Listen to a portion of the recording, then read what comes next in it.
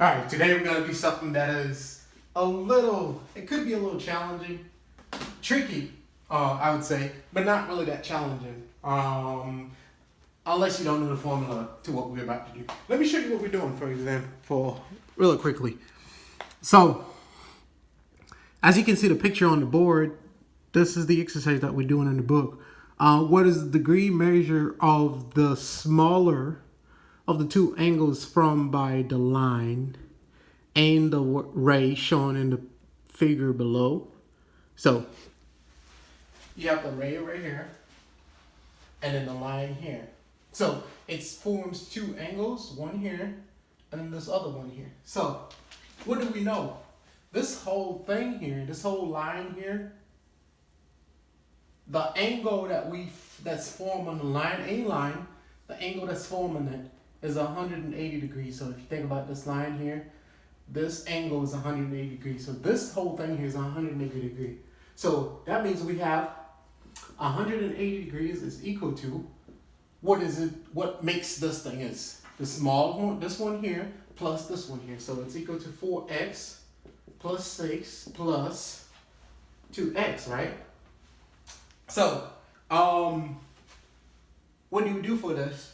4x plus 2x is equal to 6x plus 6 is equal to 180 degrees. 6x is equal to 180 minus 6. 6x is equal to 174. X is equal to 174 divided by 6. That implies x is equal to 174 divided by 6. Let's use my favorite calculator. 174 over 6. X is equal to 29. X is equal to 29. Now this is the tricky part. Be careful. 29 is actually one of the answer choices, which is not the answer. The answer is, to find the answer, they ask for what's the degree of the smallest angle. So let's see which one is smaller. So we're going to replace x here by its value. Here we're going to have 2 times 29, which is 58, right? 58.